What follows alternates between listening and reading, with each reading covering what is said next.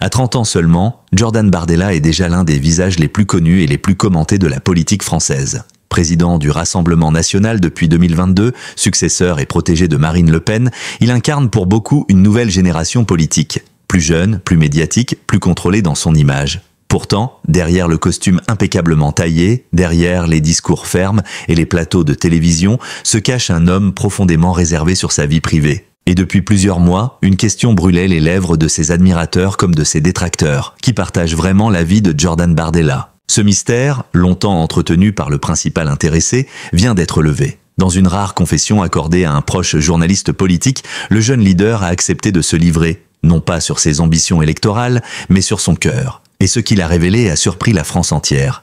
Il n'est plus un cœur à prendre. Derrière les rideaux de discrétion, Jordan Bardella vivait depuis plusieurs années une relation aussi passionnée que secrète avec une femme qu'il décrit comme sa lumière dans les tempêtes. Depuis ses débuts fulgurants dans la vie politique, Bardella a toujours fait preuve d'un contrôle exemplaire sur son image. Formé à l'école du parti, habitué très jeune aux caméras, il savait que chaque mot, chaque regard, chaque sourire pouvait être interprété, déformé, amplifié. C'est pourquoi il a construit autour de sa vie privée une forteresse de silence. Les rumeurs, pourtant, allèrent au bon train. Certains journalistes l'avaient un temps associé à d'anciennes militantes du parti. D'autres évoquaient une relation discrète avec une jeune femme issue du milieu culturel, loin des cercles politiques. Mais jamais, jusqu'à aujourd'hui, le président du RN n'avait confirmé ou infirmé quoi que ce soit. « Je ne voulais pas mêler ma vie sentimentale à ma vie publique », confie-t-il. Parce que quand on entre en politique, on donne déjà tellement de soi, il faut garder au moins un endroit où l'on peut respirer. Cette pudeur, rare dans un monde d'exposition permanente, avait fini par devenir sa marque de fabrique. Pourtant, derrière ce mur de silence, un amour discret grandissait. C'est lors d'un événement caritatif à Paris en 2018 que tout aurait commencé. Ce soir-là, Jordan Bardella, encore vice-président du parti, participe à une soirée de soutien aux jeunes sans logement. Parmi les invités, une jeune femme attire son attention. Clarisse, diplômée d'une grande école de commerce, passionnée d'art contemporain, bénévole dans une association d'aide aux enfants. Leur premier échange est simple, presque banal. Quelques mots sur les difficultés de la jeunesse, un sourire, puis un silence. Mais dans ce silence, quelque chose naît. Il y a eu cette manière qu'elle avait de me regarder sans me juger, dira plus tard Jordan. Elle ne me voyait pas comme le politique, mais comme un homme. Au fil des semaines, ils se revoient d'abord par hasard, puis par choix. Leurs univers sont opposés. Lui vit dans la tension permanente des campagnes électorales, elle dans la sérénité des musées et des projets solidaires. Et pourtant, entre eux, tout semble naturel. Clarisse apporte la douceur qui lui manquait, lui offre une bulle hors du tumulte médiatique. De 2018 à 2021, leur relation se construit dans le secret absolu. Quelques rares amis sont au courant. Pas de photos, pas d'apparitions publiques, pas de publications sur les réseaux sociaux. Bardella tient à la protéger du tumulte politique. « Je ne voulais pas qu'elle devienne un sujet de débat », explique-t-il. Il se retrouve dans un appartement discret du 15e arrondissement, où le jeune leader retrouve un peu de normalité. Là, il n'est plus le président du parti. Il est simplement Jordan, un homme qui cuisine, qui écoute de la musique, qui rêve d'une vie simple. Clarisse, de son côté, admire son courage, mais redoute aussi le poids de son engagement. « Je savais que le jour où il parlerait de moi, je perdrais un peu de ma liberté », aurait-elle confié à une amie. Ce jour-là, pourtant, est arrivé. Tout a basculé à la fin de l'année 2024. Jordan Bardella, plus que jamais sous les projecteurs, s'apprête à mener son parti vers de nouvelles élections cruciales. Le stress, les critiques, la pression médiatique s'intensifient. Clarisse tombe alors malade, une épreuve qui, paradoxalement, va renforcer leurs liens. Jordan met entre parenthèses sa vie politique pendant plusieurs semaines. Ceux qui travaillent à ses côtés se souviennent d'un homme épuisé, mais déterminé à être présent pour la femme qu'il aime. Il dormait à l'hôpital, puis revenait le matin pour les réunions, raconte un collaborateur. C'était la première fois qu'on le voyait aussi vulnérable. Lorsque Clarisse retrouve la santé, ils comprennent qu'ils ne veulent plus vivre cachés. La peur de perdre quelqu'un te fait réaliser ce qui compte vraiment, confiera Jordan à un proche. Et ce qui compte, c'est l'amour. C'est alors qu'ils décident de franchir un pas symbolique, officialiser leur relation et annoncer qu'ils préparent leur mariage. Le 15 janvier 2025, lors d'un entretien exclusif avec un magazine français, Jordan Bardella évoque pour la première fois sa vie sentimentale. À la fin de l'entretien, le journaliste lui demande s'il envisage un jour de se marier. Il sourit, baisse les yeux et répond simplement « Oui, et je crois que c'est pour bientôt ». Quelques heures plus tard, la phrase fait la une de tous les médias. Les réseaux sociaux s'enflamment. Les rumeurs redoublent. Qui est cette femme? Où se marieront-ils? Mais dans un communiqué sobre, Bardella précise « Je souhaite vivre cet événement dans la sérénité. La personne que j'aime n'a rien à voir avec la politique. Je demande simplement qu'on respecte notre intimité. » Derrière cette déclaration, une émotion rare transparaît. Celle d'un homme qui, pour la première fois, laisse entrevoir sa fragilité. Très vite, les journalistes se mettent en quête du lieu de la cérémonie. Plusieurs sources proches du couple évoquent un endroit cher à leur cœur, le sud de la France, dans une propriété privée entourée d'oliviers, non loin de la Méditerranée. Ce choix n'est pas anodin. C'est là que Jordan Bardella a passé une partie de son enfance, dans une famille modeste, avant de gravir les échelons de la politique. C'est une façon pour lui de revenir à l'essentiel, explique un ami d'enfance. Il voulait que ce soit simple, loin du luxe et des caméras. Le mariage, prévu pour l'été 2025, devrait rassembler seulement une centaine d'invités, triés sur le volet, famille, amis proches, quelques figures politiques, mais aucune couverture médiatique officielle. Un ami du couple confie « Jordan veut que ce soit un moment humain, pas un événement politique ». Pour beaucoup d'observateurs, cette union marque une nouvelle étape dans la trajectoire du jeune leader. Il incarne désormais une stabilité, une maturité que même ses adversaires reconnaissent. On peut ne pas partager ses idées, mais il faut admettre qu'il a gagné en profondeur humaine, dit un chroniqueur politique. En effet, l'amour semble avoir adouci le ton parfois tranchant du président du RN. Ses discours récents, plus posés, laissent entrevoir une sensibilité nouvelle. « Je crois que l'amour rend plus humble », a-t-il déclaré lors d'un déplacement. Ce mariage à venir n'est donc pas qu'un événement personnel. Il symbolise la transformation d'un homme passé de la rigidité militante à l'équilibre intérieur. Depuis que Jordan Bardella a levé une partie du voile sur sa vie sentimentale, les médias n'ont plus cessé d'en parler. Les plateaux de télévision, les magazines People, les chroniques politiques, tous se sont emparés de cette annonce inattendue. Pourtant, au cœur de cette effervescence, une constante demeure, le silence du principal intéressé. Alors que d'autres se seraient laissés griser par la curiosité du public, Bardella choisit de se retirer. Il continue de diriger son parti avec fermeté, mais refuse toute question sur sa vie privée. À ses collaborateurs, il répète inlassablement « L'amour ne se commande pas, il se vit ». Une phrase simple, presque banale, mais qui révèle beaucoup sur son rapport à l'intimité. Ce jeune homme, souvent décrit comme froid ou distant, est en réalité un sentimental d'une pudeur rare. Et ce qu'il vit depuis plusieurs mois est un mélange d'émotions, de responsabilité et de tension. Le dilemme est immense. Comment concilier la vie d'un homme amoureux avec celle d'un chef de parti, observé, critiqué, analysé à chaque geste? La politique ne laisse pas de répit. Les réunions se succèdent, les déplacements s'enchaînent. Les campagnes électorales mobilisent chaque parcelle d'énergie. Pourtant, au milieu de ce tumulte, Jordan trouve dans sa relation avec Clarisse un ancrage essentiel. Le soir, loin des caméras, il quitte le costume strict du président pour redevenir simplement l'homme qu'il est. Un fils, un compagnon, un rêveur. Dans l'intimité de leur appartement parisien, il retrouve ce qu'il appelle la respiration du cœur. C'est elle qui me rappelle pourquoi je me bats, aurait-il confié à un ami proche. Sans amour, la politique n'a aucun sens. Mais cette dualité est épuisante. Il sait que chaque apparition publique est scrutée. Le moindre mot mal interprété peut devenir une arme. Et désormais, ce n'est plus seulement sa réputation qu'il doit protéger, mais celle de la femme qu'il aime. Depuis la révélation de leur relation, Clarisse a refusé toute interview. Elle ne veut ni gloire, ni exposition. Ses proches la décrivent comme une femme douce, cultivée, lucide. Elle n'a jamais cherché à être la femme d'eux. Ce qui l'intéresse, c'est l'homme derrière le personnage, confie une amie d'enfance. Pour elle, l'amour n'a de sens que dans la sincérité et la discrétion. C'est pourquoi les préparatifs du mariage se font dans le plus grand secret. Pas d'agence de communication, pas d'annonce officielle. Seuls quelques membres de la famille et des amis de longue date participent à l'organisation. Loin des mariages somptueux des personnalités publiques, le couple a choisi la sobriété. Leur union, prévue dans le sud de la France, se déroulera dans un petit village perché entre mer et collines. Le lieu exact reste confidentiel, mais plusieurs sources parlent d'un domaine privé entouré d'oliviers et de lavandes. L'idée n'est pas de briller, mais de célébrer l'essentiel, l'amour, la fidélité et la paix retrouvée. Nous voulons que ce soit un moment humain, pas une mise en scène, aurait déclaré Bardella. Clarisse, passionnée de décoration, supervise chaque détail. Elle a choisi des tons neutres, blanc cassé, beige, vert olive et des fleurs locales pour respecter la nature environnante. Le repas sera préparé par un chef provençal, ami du couple, qui privilégie les produits simples et frais. Aucun paparazzi ne sera toléré, aucune photo ne sera diffusée sans leur accord. Ce choix de discrétion n'est pas seulement esthétique, c'est un message. L'amour ne se mesure pas à la grandeur d'une cérémonie, mais à la profondeur d'un engagement. Malgré cette volonté d'intimité, la pression médiatique devient de plus en plus lourde. Les journaux à sensation multiplient les titres aguicheurs. Le mariage du siècle? Jordan Bardella bientôt, papa? La mystérieuse femme derrière le leader du RN. Chaque semaine, une nouvelle rumeur circule. Clarisse, blessée, évite désormais de sortir seule. Jordan, quant à lui, multiplie les interventions publiques pour détourner l'attention. Mais la curiosité du public ne faiblit pas. Cette situation crée des tensions. Il avait promis qu'il pourrait vivre libre, Mais la réalité le rattrape, raconte un ami du couple. Et pourtant, malgré tout, leur lien se renforce. L'amour, c'est aussi protéger l'autre des tempêtes, répète souvent Jordan à ses proches. Derrière le mariage, il y a un rêve, celui d'une vie simple, loin du tumulte parisien. Le couple aurait déjà acquis une maison dans le sud de la France, à quelques kilomètres de la mer. Un lieu paisible, entouré de pins et de cigales, où ils espèrent un jour fonder une famille. Jordan Bardella, malgré sa carrière prenante, aspire à cette tranquillité. « J'aimerais un jour pouvoir me lever sans penser à la politique », aurait-il confié à demi-mot. Il sait pourtant que cela est encore loin. Mais dans ces rares moments de répit, il imagine déjà les dimanches matins en terrasse, les repas entre amis, la vie normale qu'il n'a jamais vraiment eue.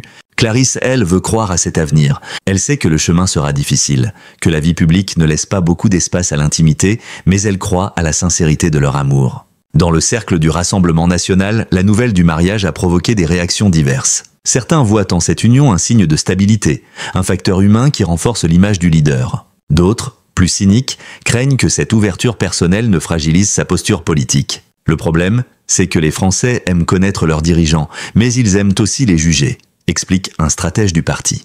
Et Bardella le sait. Il sait qu'en se dévoilant même un peu, il s'expose à la critique. Mais il assume. « Je ne veux pas mentir sur qui je suis », aurait-il dit en privé. Marine Le Pen, toujours très proche de lui aurait adressé un message de félicitations discret mais chaleureux. « Jordan mérite d'être heureux », aurait-elle confié à un journaliste. Cette bénédiction, implicite mais réelle, a apaisé certaines tensions internes.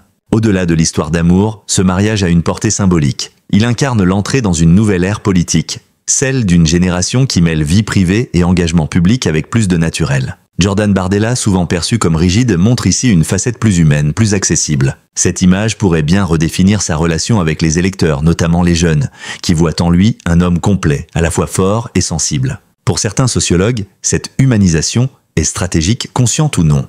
Mais pour ses proches, il n'y a rien de calculé. Jordan n'a jamais cherché à se faire aimer pour autre chose que ce qu'il est. S'il parle d'amour aujourd'hui, c'est parce qu'il a enfin trouvé la paix. Les semaines précédant la cérémonie s'annoncent intenses. Les préparatifs s'accélèrent, les invitations sont envoyées, les tenues choisies.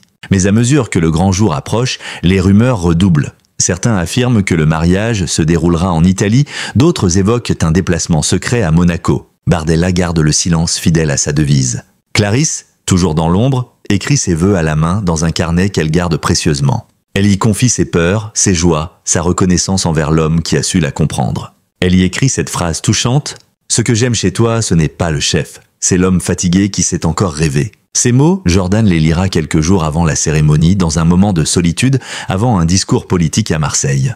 Et ce soir-là, pour la première fois, il aura les larmes aux yeux, en public. Alors que la date approche, la tension monte. L'organisation est millimétrée, la sécurité renforcée, mais le couple garde une sérénité étonnante. Jordan continue de travailler, mais son entourage remarque une nouvelle lumière dans son regard.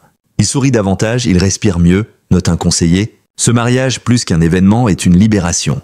Une manière pour lui de dire au monde « Oui, je suis un homme d'État, mais je suis aussi un homme d'amour ». Dans un pays où la vie privée des dirigeants est souvent cachée ou travestie, ce geste est fort. Il montre que la modernité politique passe aussi par l'authenticité. Le 28 juin 2025, à l'aube, les premières voitures quittent Paris en direction du sud. Les invités sont discrets, les téléphones coupés. Le soleil de Provence se lève sur un jour qui marquera non seulement un couple, mais peut-être une nouvelle manière d'être un homme public. Jordan Bardella, pour la première fois depuis des années, va vivre non pas devant la France, mais pour lui-même. Le soleil de Provence se lève lentement sur un ciel sans nuages. Les cigales n'ont pas encore commencé leur chant, et l'air frais de ce matin d'été a une odeur d'oliviers et de mer. Dans le petit village choisi par Jordan Bardella et Clarisse, les habitants s'éveillent sans imaginer que ce jour restera gravé dans la mémoire du jeune couple comme le plus important de leur vie. Le domaine, entouré de collines et de champs de lavande, a été décoré la veille avec une simplicité élégante, guirlandes de fleurs sauvages, nappes blanches, chandeliers anciens. Pas de caméra, pas de journalistes, pas de politique, seulement des visages aimants et des rires sincères. À 7 heures du matin, Jordan se réveille avant tout le monde. Il regarde par la fenêtre, respire profondément et reste silencieux de longues minutes. Ce jour-là, il n'est plus le président d'un parti. Il n'est plus l'homme public sous les projecteurs. Il est juste un homme amoureux, prêt à dire oui à celle qui a changé sa vie. « J'ai toujours parlé au nom des autres », confiera-t-il plus tard, « mais ce jour-là, j'ai enfin parlé pour moi ». Pendant que Clarisse se prépare dans une chambre voisine, entourée de ses 2 meilleurs amis, Jordan s'habille seul. Il enfile lentement son costume bleu nuit, choisi pour sa sobriété. Sur sa table, une lettre repose, pliée avec soin. C'est un mot de son père, discret et pudique. « Tu as réussi bien des choses, mais aujourd'hui tu fais la plus belle, aimer. » Il sourit, ému, et garde la lettre dans la poche intérieure de sa veste. Dans le miroir, il aperçoit son reflet, non pas celui du jeune prodige de la politique, mais celui d'un homme apaisé. Clarisse, de son côté, est radieuse. Sa robe, en dentelle fine, semble flotter sur elle comme un souffle de lumière. Pas de bijoux extravagants, seulement une fleur blanche dans les cheveux. Ses yeux brillent d'émotion, mais aussi d'un calme profond. « Je n'ai jamais vu Clarisse aussi sereine », dira plus tard une amie. Elle avait cette lumière que seules les femmes vraiment amoureuses portent. Vers 11 heures, les premiers invités arrivent. Des visages connus, mais discrets. Quelques amis d'enfance de Jordan, des membres de la famille et 2 ou 3 figures politiques de trier sur le volet. Marine Le Pen, sobre et distante, un sourire sincère au coin des lèvres, et Louis Alliot, présent en ami avant tout. La cérémonie se déroule dans le petit jardin du domaine, sous un grand chêne centenaire. Le vent caresse doucement les feuilles, comme pour bénir l'instant. Clarisse descend lentement les marches, accompagnée de sa mère. Jordan, figé, la regarde approcher, incapable de détourner les yeux. « J'ai vu ma vie défiler », dira-t-il plus tard. « Tous mes combats, mes doutes, mes erreurs, et puis elle qui me rendait meilleur rien qu'en souriant. » Quand leurs regards se croisent, le temps semble suspendu. Le silence se fait, puis le maire du village, un vieil ami de la famille Bardella, commence la cérémonie. Devant une 50aine d'invités, ils échangent leurs vœux. Pas de discours pompeux, pas de phrases apprises, juste des mots vrais. Jordan prend la parole le premier. « Je t'ai rencontré à un moment où je croyais devoir tout contrôler. Tu m'as appris qu'aimer, c'est lâcher prise. Avec toi, j'ai compris que la force n'est pas dans la dureté, mais dans la tendresse. Je ne te promets pas une vie facile, mais je te promets de ne jamais cesser d'essayer. » Clarisse répond, la voix tremblante mais assurée. « Tu as toujours voulu sauver la France, moi j'ai juste voulu te sauver toi. De la fatigue, de la solitude, du poids que tu portes. Si je t'aime, c'est parce que, derrière le chef, j'ai vu l'enfant, l'homme, l'âme qui doute et qui espère. Aujourd'hui, je te choisis, non pas pour ce que tu représentes, mais pour ce que tu es. » Des larmes coulent sur plusieurs visages. Même Marine Le Pen essuie discrètement une larme. Les applaudissements éclatent, sincères, chaleureux. Un moment suspendu. Après l'échange des alliances, un violoniste entame une mélodie provençale, le couple s'embrasse. Le soleil, haut dans le ciel, illumine leurs visages. C'est un instant de pure beauté, presque irréel.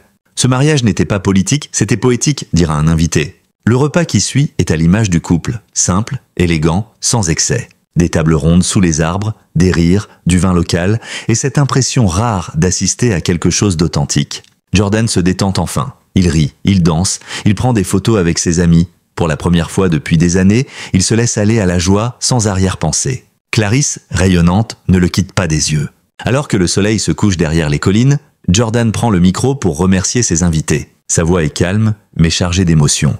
Toute ma vie, j'ai voulu convaincre, expliquer, débattre. Ce soir, je veux simplement dire merci. Merci à celle qui m'a montré qu'on peut aimer sans condition. Merci à mes amis, à ma famille, et même à ceux qui ne m'ont pas compris, car c'est grâce à eux que j'ai appris à écouter. Il marque une pause, regarde Clarisse, puis ajoute « J'ai compris une chose, on ne construit pas un pays sans construire d'abord une maison, un foyer, un cœur. Ce que nous faisons ici aujourd'hui, c'est peut-être plus politique que tous les discours. C'est croire encore à l'amour, à la fidélité, à la paix. » Les applaudissements retentissent. Certains invités pleurent, d'autres sourient. À ce moment-là, personne ne pense à la politique, ni au débat, ni aux élections. Il n'y a que la sincérité d'un homme qui, pour une fois, parle avec le cœur. La soirée, joie, musique et tendresse. La nuit tombe lentement. Des guirlandes lumineuses s'allument autour des arbres. Un petit orchestre joue des airs de jazz et de chansons françaises. Jordan et Clarisse ouvrent le bal sur « La vie en rose ». Leur danse est maladroite, tendre, touchante. Autour d'eux, les invités forment un cercle, applaudissent, rient, chantent. La Provence entière semble célébrer leur amour.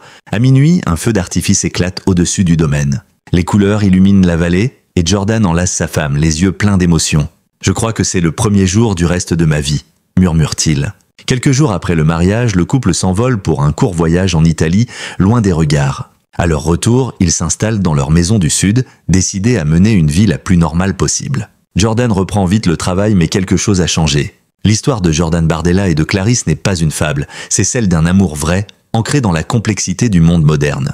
Un amour qui prouve qu'on peut être à la fois fort et vulnérable, ambitieux et tendre, public et profondément humain. « On me demande souvent ce que je veux pour la France », dira-t-il plus tard. « Je crois que je veux ce que j'ai trouvé avec elle, de la stabilité, de la confiance et un peu de lumière dans l'obscurité. » Leur mariage est devenu un symbole, pas d'idéalisation, mais d'espérance. Parce qu'au fond, même les figures politiques les plus puissantes ont besoin, un jour, d'un cœur où se reposer. Dans un monde où tout est scruté, comment aimer sans se perdre? Jordan Bardella et Clarisse ont choisi la voie la plus difficile mais la plus belle, celle du silence, de la pudeur et de la vérité. Ce mariage, loin des caméras, est un acte de résistance contre le cynisme.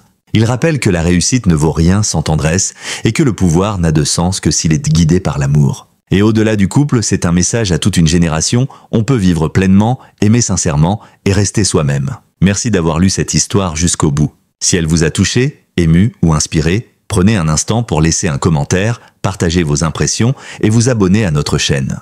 Votre soutien nous permet de continuer à raconter ces récits de vie, d'amour et d'humanité, loin du bruit, proche du cœur. Abonnez-vous dès maintenant pour découvrir d'autres histoires vraies, des destins étonnants et des confessions rares de ceux qui vivent de l'amour au-delà des apparences. Parce qu'au fond, comme le dit si bien Bardella lui-même, la politique passe, mais l'amour, lui, ne s'efface jamais. Ses proches remarquent un ton plus posé, une douceur nouvelle. Ses discours publics évoquent désormais la responsabilité du cœur, la solidarité intime, la valeur du foyer. L'amour ne l'a pas éloigné de la politique, note un chroniqueur, mais il l'a humanisé. Clarisse, de son côté, reprend ses activités bénévoles. Elle évite les projecteurs, mais soutient discrètement les causes qui lui tiennent à cœur.